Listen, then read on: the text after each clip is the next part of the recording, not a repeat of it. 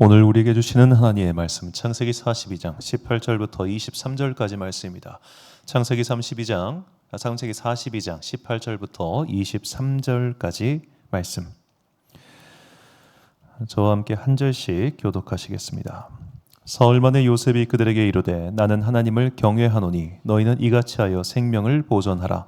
너희가 확실한 자들이면 너희 형제 중 한 사람만 그 옥에 갇히게 하고 너희는 곡식을 가지고 가서 너희 집안에 굶주림을 구하고 너희 막내 아우를 내게로 데리고 오라. 그러면 너희 말이 진실함이 되고 너희가 죽지 아니하리라 하니 그들이 그대로 하니라. 그들이 서로 말하되 우리가 아우의 일로 말미암아 범죄하였도다. 그가 우리에게 애걸할 때에 그 마음의 괴로움을 보고도 듣지 아니하였으므로 이 괴로움이 우리에게 임하도다. 르우벤이 그들에게 대답하여 이르되 내가 너희에게 그 아이에 대하여 죄를 짓지 말라고 하지 아니하였더냐. 그래도 너희가 듣지 아니하였느니라. 그러므로 그의 핏값을 치르게 되었도다 하니 그들 사이에 통역을 세웠으므로 그들은 요셉이 듣는 줄을 알지 못하였더라. 아멘. 요셉, 포기란 없다라는 제목으로 하나님의 말씀 선포하겠습니다. 자, 오늘은 우리가 요셉이라고 하는 인물에 대해서 이미 많이 듣고 알고 있지만 다시 한번 좀 더 자세히 그의 삶과 그가 어떤 사람이었는가를 살펴보고자 합니다. 자, 요셉의 아버지는 야곱이라는 사람입니다. 야곱에게는 모두 12명이나 되는 많은 아들들이 있었죠. 그의 부인은 4명이었습니다. 창세기 35장 23절부터 26절까지 말씀을 보면 레아의 아들들은 야곱의 장자 르우벤과 그 다음 시므온과 레위와 유다와 이사갈과 스불론이요 라헬의 아들들은 요셉과 베냐민이며 라헬의 여종 비라의 아들들은 단과 납달리요 레아의 여종 실바의 아들들은 갓과 아셀이니 이들은 야곱의 아들들이요 밧단 아람에서 그에게 낳은 자더라. 아멘. 자, 이렇게 보통 보면 지금 레아가 무려 6명의 자녀를 낳았습니다. 우리가 보통 상식의 기준으로 봤을 때 자녀를 6명이나 낳았다는 것은 부부관계가 매우 좋다는 이야기겠죠. 그러면 당연히 가장 자녀를 많이 낳은 저 레아를 사랑할 것 같은데 야곱은 전혀 그렇지가 않았습니다. 자, 하나님께서 레아를 불쌍하게 여기십니다. 창세기 29장 30장을 보니까 여호와께서 레아가 사랑받지 못함을 보시고 자, 레아가 임신하여 아들을 낳고 그 이름을 르우벤이라 하여 이르되 여호와께서 나의 괴로움을 돌보셨으니 이제는 내 남편이 나를 사랑하리로다. 6번째를 낳으면서 하는 말이 이제는 그가 나와 함께 살리라. 자, 레아는 야곱의 사랑을 받지 못했습니다. 안타깝게도. 자, 어째서 야곱은 레아를 자기의 자식을 6이나 낳은 여자를 사랑하지 않았을까요? 바로 그에게는 일편단심 한 여자밖에 없었기 때문입니다. 그녀의 이름은 라헬입니다. 자, 우리가 레아와 라헬은 자매간이었습니다. 그런데 자매간에도 격차가 있었나 봅니다. 라헬은 예뻤습니다. 아주 많이 예뻤던 것 같습니다. 창세기 29장 17절 보니까 레아는 눈매가 부드럽고 라헬은 몸매가 아름답고 용모도 예뻤다. 이게 평가입니다. 몸매가 아름답고 용모도 예뻤다. 성경에 나온 모든 인물들 가운데 몸매가 아름답다는 평가를 받은 여인은 이 사람밖에 없습니다. 히브리어 원문을 봐도 예쁘다라는 단어가 이제 각각 다른 단어가 중복해서 들어간 사람은 저 사람밖에 없어요. 그러니까 성경에 나온 모든 등장인물 가운데 최고 미인은 누구냐? 라헬입니다. 성경이 증명하는 미인입니다. 자, 이렇게 미인한테 빠졌습니다. 미인 사랑해, 너무 좋아, 아이고 좋아 해가지고 그 여자랑 열심히 노력을 해서 결혼을 했어요. 자, 이 12명의 아들들 가운데 가장 사랑하는 이 여인 라헬이 낳은 2 아들이 있습니다. 하나는 요셉, 하나는 베냐민입니다. 자, 그리고 라헬은 안타깝게도 베냐민을 낳다가 난산으로 죽고 말죠. 자, 그렇다면 이렇게까지 라헬을 사랑했던 야곱이라면 당연히 내 아내가 마지막으로 남긴 이 베냐민, 얘에 대한 마음이 지극해야 될 거 아닙니까? 그렇죠? 막내 아들이니까. 그리고 얘는 엄마 얼굴도 못 봤잖아. 엄마 얼굴도 못 보고 죽은 내 불쌍한 내 아들, 불쌍한 내 아들. 이러면서 막내 아들만 챙겨야 될 것 같아요. 그런데 야곱은 요셉을 더 사랑합니다. 왜 그랬을까요? 답이 성경에 나옵니다. 창세기 39장 6절을 보니까 주인이 그의 소유를 다 요셉의 손에 위탁하고 자기가 먹는 음식 외에는 간섭하지 아니하였더라. 요셉은 용모가 빼어나고 아름다웠더라. 아멘. 자, 저 용모가 빼어나고 아름다웠다라는 히브리어 원문을 보면은 자기 엄마랑 똑같습니다. 그러니까 성경에 나온 미남 중에 최고 미남은 요셉이고 최고 예쁜 여인은 라헬이었던 거예요. 야곱이 요셉을 사랑한 이유는 지 엄마 닮아서예요. 막내라서 사랑한 게 아니에요. 가장 내가 사랑했던 여자를 쏙 빼닮은 잘생긴 아들을 사랑한 겁니다. 여러분, 이게 얼마나 불공평하고 짜증나는 일인지 아십니까? 얼굴은 어떻게 할 수 없잖아요. 성적이라면, 예를 들어 성적순으로 형이 공부를 더 잘하니까 형을 사랑하시는 거야. 그럼 나도 열심히 공부를 해야지 하면 될 텐데 얼굴은 어떻게 할 수가 없잖아요. 그러니까 형제 사이에 당연히 뭐가 생기겠습니까? 좋지 않은 기운이 생기겠죠. 그렇죠? 능력에 따라서 능력 때문에 능력이 더 많은 형제를 우대하고 능력이 떨어진 형제에 대해서 아버지가 괄시한다면은 내가 능력을 키우면 될 텐데 얼굴은 어떻게 할 수가 없으니까 당연히 형제들은 그를 좋아하지 않았겠죠. 창세기 37장 3절과 4절을 보니까 요셉은 노년에 얻은 아들이므로 이스라엘이 여러 아들들보다 그를 더 사랑함으로 그를 위하여 채색 옷을 지었더니 그의 형들이 아버지가 형들보다 그를 더 사랑함을 보고 그를 미워하여 그에게 편안하게 말할 수 없었더라. 자, 저 채색 옷이라는 말은 관리자의 옷을 뜻합니다.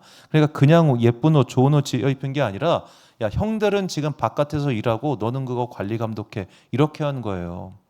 그렇다고 뭐 요셉이랑 예를 들어 이제 요셉과 가장 큰 형인 르우벤의 나이 차이는 대략 성경에 안에서 계산을 해보면 잘해봐야 띠동갑입니다.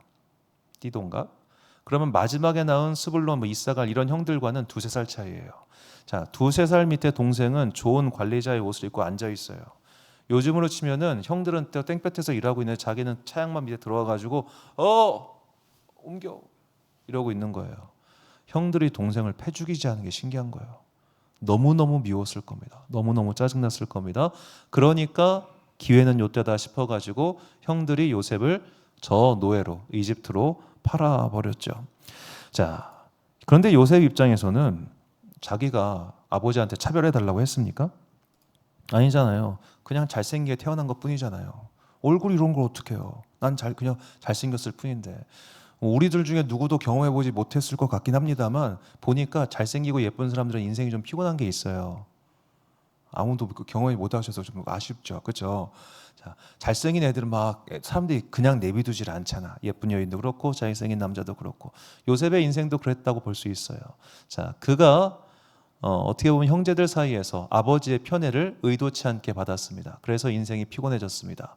그래서 순식간에 노예 신세로 전락합니다. 자, 노예 신세가 됐습니다. 하지만 노예 신분이어도 나름 열심히 살아보겠다고 살았습니다. 그래서 집안의 인정을 받습니다. 그 다음에 어떤 일이 벌어집니까? 집주인의 부인이 자기를 유혹합니다. 그래서 그거 뿌리쳤다가 얘 제가 나한테 몹쓸 짓 해서 해가지고 억울하게 누명 쓰고 감옥 가죠. 자, 우리는 요셉이 감옥을 갔어라고 이야기하면은 감옥 갔나 보다라고 생각할 겁니다. 그런데 요즘식으로 말하면 요셉은 성범죄자인 거예요. 성범죄자의 누명을 쓰고 감옥 간 거예요. 심하면 전자발찌는 물론 아주 나쁜 거니까 전자발찌까지는 아니겠지만 여하튼 간에 등록된 겁니다. 얼마나 억울하고 분하고 화가 나는 일입니까? 내가 의도적으로 무언가를 잘못해서 인생이 꼬이면 할 말이 없어요. 그때 하지 말라고 했는데 했어. 그래서 인생이 꼬였어. 할 말이 없어요. 내가 이거 했는데 실패해서 할 말이 없어. 그런데 내가 의도하지 않았고 오히려 내가 바르게 살려고 했는데 그 일의 결과 일이 꼬여버렸을 때. 자, 요셉이 형제들한테 끌려갔을 때도 뭐였냐면 아버지가 심부름을 시켜요. 그래서 나름 형들을 찾아서 여기저기 다니다가 거기서 걸린 거예요. 그냥 아버지 명령 이행하지 않고 형들 아버지 멀리 갔어요. 아유, 형들 일 안 하나 봐요. 이러고 돌아와 버렸으면은 요셉은 끌려가지 않았을 겁니다. 열심히 했는데 일이 꼬였어요. 열심히 했는데 억울한 누명을 썼어요. 이게 얼마나 사람을 미치게 만드는지 경험해 보신 분들은 아실 겁니다.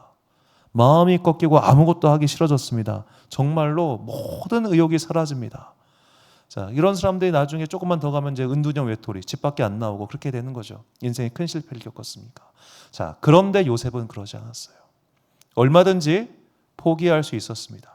자, 그때 사람들이라고 자살하지 않았겠습니까? 얼마든지 나는 억울하다, 분하다 하면서 스스로 생을 마감할 수도 있었을 테고, 나는 진짜 너무 형들한테 분하다 해가지고 분노에 자신의 몸을 맡길 수도 있었을 겁니다. 그런데 요셉은 그렇게 하지 않았습니다.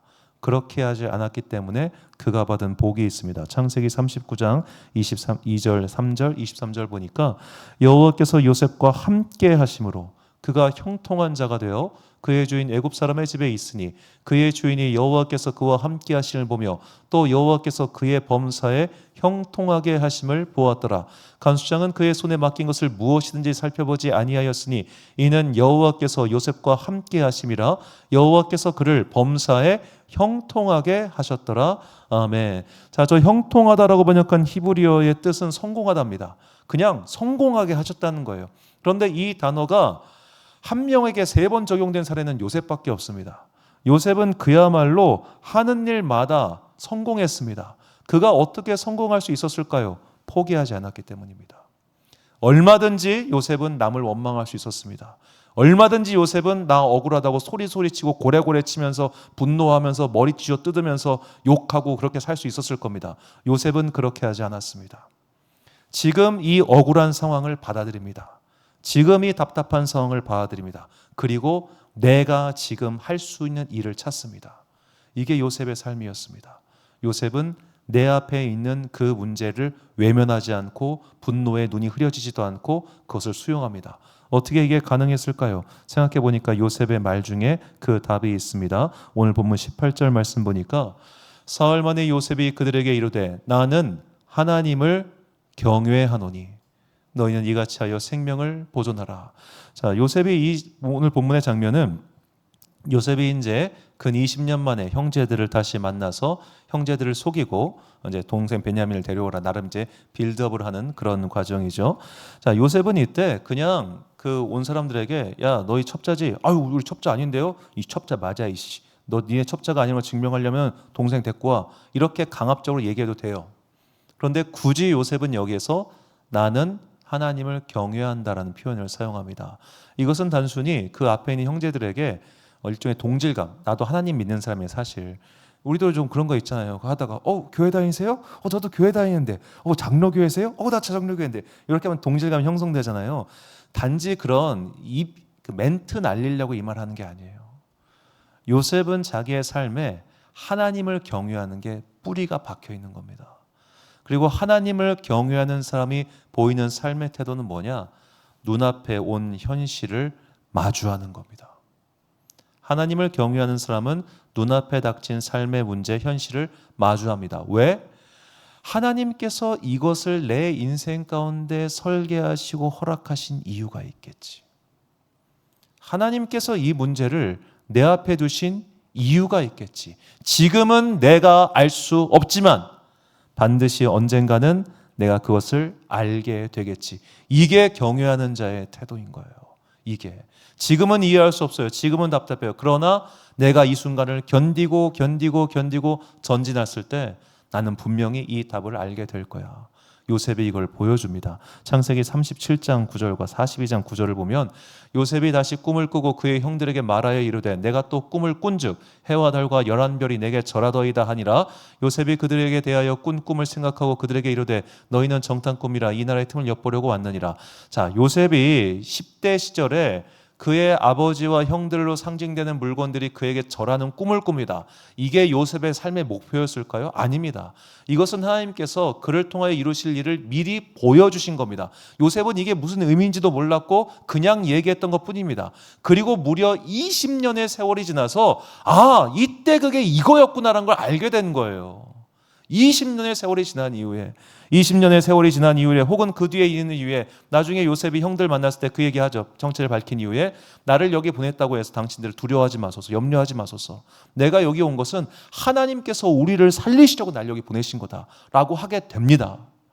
자, 그가 현실을 마주했기 때문에, 그가 현실을 외면하지 않았기 때문에, 그가 자기 앞에 주어져 있는 그 현실 속에서 분노와 원망과 절망으로 스스로를 포기하지 않았기 때문에 그는 마침내 좋은 날을 보게 되었습니다. 이것이 삶을 포기하지 않고 삶의 문제에서 고개를 외면하지 않고 주님 앞에 바로 선 자들에게 주시는 형통함의 복입니다. 자, 우리가 요셉 인생에서 가장 화려하고 멋진 장면은 창세기 41장에 등장하죠. 41장 39절부터 41절을 보니까 바로가 말합니다. 내 백성이 다 내 명령에 복종하리니 내가 너를 애굽 온 땅의 총리가 되게 하노라. 자, 애굽에서 가장 높은 사람이 되었습니다.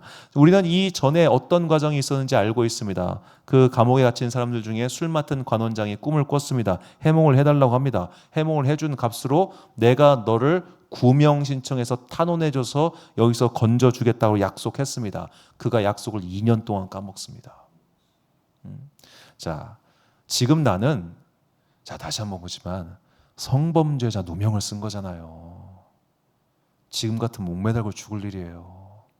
요새 같은 경우는 뭐 다 아시겠지만 이제는 피해자의 진술만으로도 처벌이 가능하다 보니까 뭐 모든 사람이 다 그런 건 절대 아니겠습니다만 남성분들 가운데 진짜 억울하다 막 죽겠다 이런 분들 진짜 많습니다. 그렇게 해서 약 재판 거쳐가지고 2심까지 다 가고 나서 1년 2년 지나고 나서 누명이 벗겨졌어요. 그러면 그 다음부터 정상적인 생활이 가능하겠습니까? 안 되는 거 아시잖아요. 이미 주변 사람들 소문 다 퍼져요. 제 성추행범이래, 제 성폭행범이래, 제 강간범이래, 이런 식으로 소문 다 퍼지면 어떻게 살겠습니까? 요셉이 지금 그렇다니까요. 요셉이 제 집주인 마님이랑 했대. 나쁜 그런 취급 당하면서 버티고 있었어요. 그럼 빨리 나가야 될 거 아닙니까? 근데 얘가 까먹어 버렸어. 그 원한과 분노가 없겠습니까? 그런데 마침내 주님께서 그를 가장 높은 자리에 형통하게 하셨을 때 그는 비로소 뭘 잊게 됐냐? 이 모든 일들을 잊어버려요. 창세기 41장 51절과 52절 말씀에 요셉이 그의 장남의 이름을 므낫세라 하였으니 하나님이 내게 내 모든 고난과 내 아버지의 온 집이를 잊어버리게 하셨다 하며 차남의 이름을 에브라임이라 하였으니 하나님이 나를 내가 수고한 땅에서 번성하게 하셨다 함이었더라. 아멘. 자, 저는 모든 성도님들이 반드시 형통함의 복, 성공의 복을 얻으시기를 바랍니다. 왜냐하면 얻어야지 용서할 수 있기 때문이에요.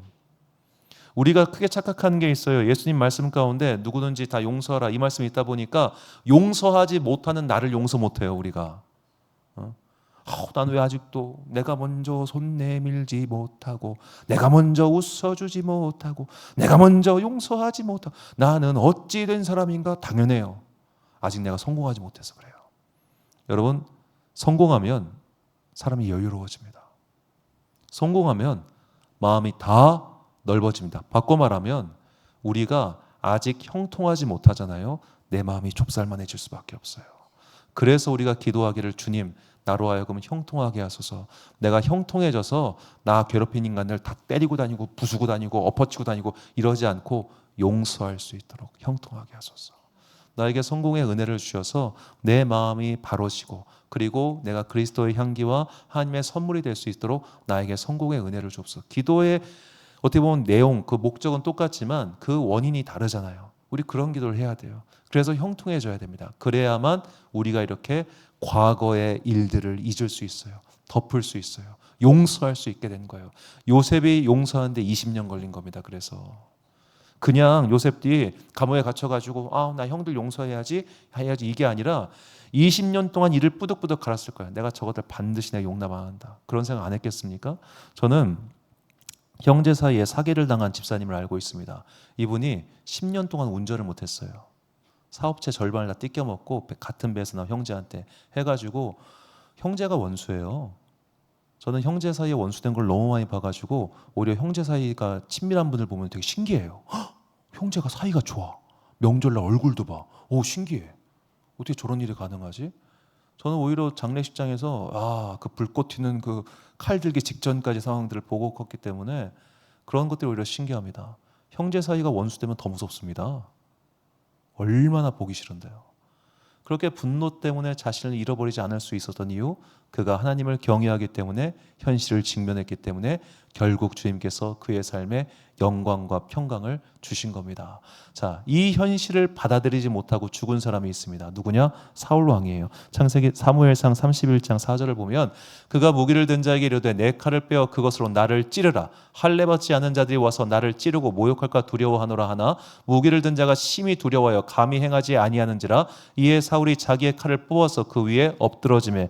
자, 사울은 지금 자기 앞에 놓여져 있는 현실, 전쟁에서 패배했고 하나님이 나를 외면했고 내가 이 40년 동안 나라를 잘못 다스렸고 내가 하나님 앞에 죄를 지었구나라고 하는 현실을 외면해버려요. 나는 이거 못 받아들여. 아유, 이거 안 되지. 강짜를 부립니다. 나 죽여. 나 죽여. 죽여. 이래버리는 거죠. 자, 우리가 삶의 현실 앞에서 이런 태도 보일 때 많습니다. 분명히 이유가 있을 겁니다. 지금은 모르지만 나중에 알게 될 이유가 있을 겁니다. 그런데 그 이유 앞에서 외면해버립니다. 도피해버립니다. 죽여. 나 안 해. 뭐야? 숨어버리죠. 자, 이렇게 숨고 도피하고 외면해버리면 어떠한 형통함도 일어나지 않아요. 그래서 히브리서 기자가 이런 말을 합니다. 히브리서 12장 3절과 4절을 보니까 너희가 피곤하여 낙심하지 않기 위하여 죄인들이 이같이 자기에게 거역한 일을 참으신 일을 생각하라. 너희가 죄와 싸우되 아직 피 흘리기까지는 대항하지 아니하고. 자, 히브리서 기자가 하는 말이 뭐냐면은 야, 피곤해하지 마. 낙심해하지 마. 왜? 네가 십자가에 못 박혔냐? 너 죽었어? 아니야, 너 살아있잖아. 야, 너 아직 덜 싸웠어. 아유, 인생에서 지금 제일 힘들 때 아니야. 너 괜찮아. 괜찮아. 일어나. 일어나. 일어나. 이렇게 이야기하는 겁니다. 자, 우리는 이제 요새 너무 이 자기 연민이 좀 심해진 시대에 살고 있다 보니까 내가 제일 힘들어. 내가 세상에서 제일 불쌍하고 내가 세상에서 제일 힘들고 내가 인생에서 제일 많이 고난당했고 내가 인생에서 가장 불쌍한 사람이야. 난 너무 불쌍해. 이런 게 익숙해져 있어요. 그러니까 맨날 자기 연민에 빠져가지고 나는 불행해. 나는 부모가 없어요. 나는 형제가 없어요. 저도 가끔씩 그런 생각 했어요. 나도 누나가 있었으면 너무 좋았겠다. 제 친구 중에 누나가 8명이나 있어요. 인생이 그렇게 편할 수가 없어요. 그 친구가 예산에서 감리교회 담임 목사하고 있는데 너무 좋아. 누나 7에 아들 하나요. 인생이 그렇게 좋을 수가 없어. 아시잖아요. 정성진 목사님 누나들이 있으니까 사는 거예요. 얼마나 좋아. 막내 아들, 누나가 4명. 누나 있는 인생이 최고예요. 일단 형제는 필요가 없어요. 자, 그런데 그렇게 막 원망하고 불평하자 바뀝니까? 저도 여동생이 있고 싶었어요. 그렇다고 지금 저희 아버지 어머니가 어떻게 될 수는 없잖아요. 그렇죠? 자, 없는 건 없는 거예요. 받아들일 건 받아들여야 돼. 자, 그래야지 그 다음에 일이 벌어지는 겁니다. 자, 이런 받아들임의 회복을 경험한 굉장히 재밌는 사례가 열왕기 상에 나오는 엘리야의 이야기입니다. 자, 엘리야가 갈멜사에서 놀라운 승리를 거뒀습니다. 근데 승리를 거뒀음에도 불구하고 현실이 안 바뀌니까 이걸 비유하자면 내가 진짜 엄청난 은혜를 체험했어요. 하나님께서 불과 같은 은혜를 내려주셨어요. 그런데 현실이 그대로야. 오늘 주일 예배를 드렸어요. 하나님께서 나에게 은혜와 세임을 주셨어요. 월요일 날 직장 추우니까 문제가 여전히 그대로일 때 우리는 믿음 생활하기 싫어져요. 기도하기 싫어져요. 왜? 안 바뀌니까. 엘리야가 그렇게 기부업하게 됩니다. 자, 열왕기상 19장 4절부터 5절까지 말씀인데 제가 조금씩 읽어드리겠습니다. 자기 자신은 광야로 들어가 하룻길쯤 가서 한 로뎀나무 아래에 앉아서 자기가 죽기를 원하여 이르되 여호와여 넉넉하오니 지금 내 생명을 거두시옵소서. 나는 내 조상들보다 낫지 못하니이다 하고 로뎀나무 아래에 누워서 자더니 천사가 그를 어루만지며 그에게 이르되 일어나서 먹으라 하는지라. 본즉 머리맡에 숯불에 구운 떡과 한 병 물이 있더라. 이에 먹고 마시고 다시 누웠더니 여호와의 천사가 또다시 와서 어루만지며 이르되 일어나 먹으라. 내가 갈 길을 다 가지 못할까 하노라 하는지라. 이에 일어나 먹고 마시고 그 음식물의 힘에 의지하여 40주 40야를 가서 하나님의 산 호렙에 이르니라. 아멘. 이 장면을 한번 머릿속에 그려보세요. 진짜 웃긴 장면이에요. 하나님 나 죽여요. 나 아무것도 못하겠슈. 나 진짜로 열심히 살았슈. 그런데 이게 뭐예요? 나 죽여요. 나 좀 제발 데려가요. 나 좀 제발 데려가요. 아우 그 소리 너무 듣기 싫어. 나 좀 제발 데려가요. 그렇게 맨날 기도했어요. 그런데 천사가 와서 이거 먹어. 구운 떡. 먹고 나서 가. 먹고 나서 살아요. 그 말이 뭐겠습니까? 죽을 만큼 힘들지 않았다는 얘기잖아요. 떡 먹으니까 갔잖아요. 밥 먹고 그러니까 정말 드라마에 나온 장면처럼 막 집에 와가지고 엄마 나 힘들어 엄마 나 피곤하니까 야 밥이나 먹어 하니까 밥 먹고 나서 일어나서 가요. 그런 어처구니 없는 상황이에요. 이런 어처구니 없는 상황. 바꿔 말하면 정말로 죽을 것 같은 삶의 문제도 우리는 거기서 일어날 수 있어요. 일어날 수 있어요. 승리할 수 있어요. 그러면 가장 필요한 게 뭐냐? 포기하지 않는 믿음의 자세라는 겁니다. 한 권사님의 이야기를 들려드리고 마치겠습니다. 제가 참 사랑하고 아끼고 좋아하는 우리 권사님이신데 이분이 자녀의 문제로 아주 많은 어려움을 겪으셨어요. 귀한 딸이었어요. 모든 딸이 다 귀하겠지만 참 귀했어요. 남부럽지 않게 키웠어요. 그런데 딸이 병에 걸렸고 또 직장 생활하면서 일이 안 풀리는 거예요. 직장 잘리고 뭐하고 어려웠어요. 그래도 열심히 딸을 위해 기도하고 뭐 해주고 했어요. 근데 자꾸 일이 안 풀려. 마침내 이 딸이 이제 그냥 방 안에 처박혀 있어요. 그러다가 겨우겨우 기어 나와서 시작한 일이 뭐냐? 이걸 뭐라고 불러야 되나요? 요새는 이제 그 앱 같은 거 신청하면 집에 사람이 와가지고 집 청소해 주잖아요. 그 일을 시작했어요. 엄마가 미쳐버릴 것 같은 거예요. 온갖 좋은, 그 집이 그래도 좀 돈이 있었어요. 온갖 좋은 걸로 키웠어요. 그냥 온갖 좋은 거 입혔어요. 어떻게든 좋은 거 주려고 노력했어요. 그런데 딸이 집 다니면서 청소하고 있네. 속이 뒤집어질 일 아닙니까? 미쳐버릴 일 아닙니까? 그런데요, 그 일을 시작하고 애가 변하기 시작해요. 맨날 엄마랑 싸우고 아버지를 원망했던 그 딸이 정말로 사실 엄청 힘든 일이죠. 그렇게 다니면서 한 번 타임에 3만 원 받고 4만 원 받고 다니면서 돈이 귀한 줄 알게 됐어요. 돈은 귀한 거구나. 두 번째로 이런저런 집 다니면 청소를 하다 보니까 내가 진짜 좋은 집 살았구나 알게 됐어요. 그 전까지는 맨날 엄마 원망하고 아빠 원망하고 막 이렇게 살았는데 다녀보니까 내가 좋은 집 살았다는 걸 알게 된 거예요. 세 번째로 긍휼의 마음이 생겼어요. 그 집들 다니면서 이 사람들한테 뭐가 필요할 것 같은데 뭐가 필요할 것 같은데 긍휼의 마음이 생겼어요. 그러면서 대화가 회복됐어요. 제가 권사님과 그 이야기를 하면서 권사님, 하나님께서 걔를 주님의 신방대원으로 쓰시네 그랬어요. 가가호호 다니면서 한 거예요. 그 세월 몇 년 걸린 줄 아세요? 20년 걸렸어요. 20년 동안 그 딸내미 때문에 어마어마하게 울면서 기도했어요. 얼마나 실망했을까.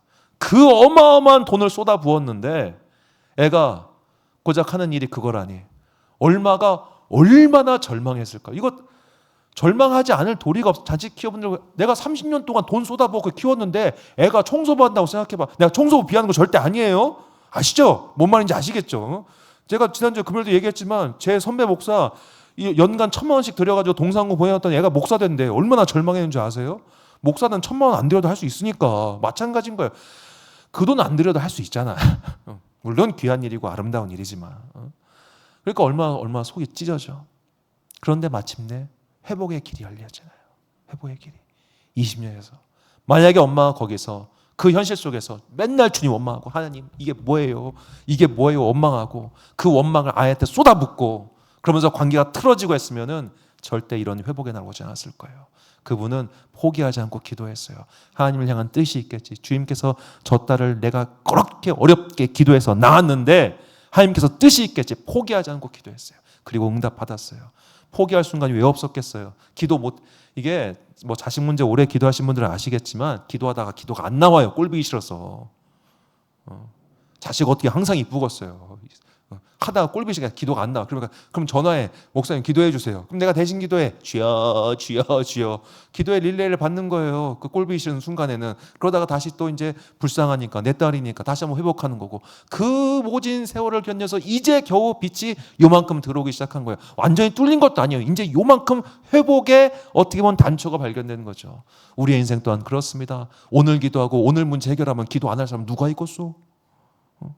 오늘 월요일날 새벽에 기도하고 월요일날 오후부터 일이 쫙쫙 풀리면 얼마나 행복하겠냐면 그런 일은 별로 없어요. 분명히 내일도 우리는 똑같은 삶의 문제를 마주하게 될 겁니다. 그러나 내가 하나님을 경외하기 때문에 분명히 이 현실 뒤에 있을 하나님의 일하심, 하나님의 섭리, 하나님의 축복을 생각하며 그 현실을 승리하십시오. 그 현실을 버텨내십시오. 삶이 나를 배신하고 이 치사한 놈, 저 더러운 놈, 요 못된 놈, 이런 사람들이 막 찔러와도 우리 견뎌내고 승리해 봅시다. 분명히 주님께서 이 일 뒤에 우리를 위하여 예비하신 그 하늘에 그리고 이 땅에 온갖 축복들이 예비되어 있을 겁니다. 결단의 말씀 호세아 10장 12절 말씀을 우리가 잔 목소리로 봉독하겠습니다. 시작. 너희가 자기를 위하여 공의를 심고 인애를 거두라. 너희 묵은 땅을 기견하라. 지금이 곧 여호와를 찾을 때니 마침내 여호와께서 오사 공의를 비처럼 너희에게 내리시리라. 아멘. 사랑하는 지혜빛 광성교회 성도 여러분, 그리고 이 시간 함께 예배드리고 계신 귀한 주님의 자녀 여러분, 인생이 배신할 때마다, 삶의 고난이 찾아올 때마다 그것을 외면하지 맙시다. 직면하십시오.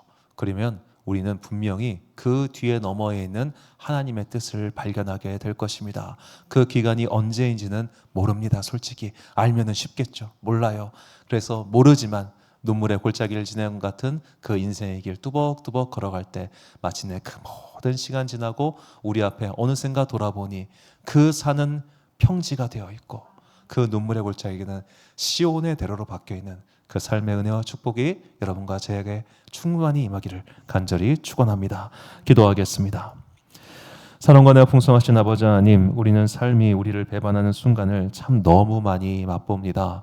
그렇게 기도하고 노력했음에도 불구하고 인생의 숙제가 여전히 그대로인 때는 얼마나 많은지요. 그렇게 누군가를 선대하고 누군가에게 잘 대해줬음에도 불구하고 내 등 뒤에 칼 꽂아놓고 떠나는 인간들은 또 얼마나 많은지요. 무수한 삶의 배신과 삶의 고난 앞에서 우리는 믿음 생활을 제대로 할 의욕을 잃어버리는 순간들이 너무나 많이 있습니다. 그러니 주님, 내가 주님을 향한 이 믿음이 변치 않을 수 있도록 우리에게 형통함의 은혜를 내려 주옵소서. 형통하기 때문에 잘 믿는 것이 아니라 잘 믿음의 결과가 형통함이라는 것을 우리는 분명히 믿고 있사오니 삶의 우선순위 바뀌지 않게 하여 주옵시고 내일도 그리고 오늘도 우리 앞에 닥쳐올 이 현실의 모든 고난과 문제들을 능히 뛰어넘을 수 있는 거룩한 믿음의 사람들 되게 하여 주옵소서. 특별히 나의 인생이 말라 비틀어진 것 같은 어려운 순간이 다가올 때마다 하나님께서 성령님의 생수의 강과 성령님의 기름을 부으사 이 모든 어려움을 능히 극복하는 거룩한 주의 자녀가 되기를 간절히 소망하오며 이 모든 말씀 우리 구주 예수 그리스도의 이름으로 기도드립니다. 아멘.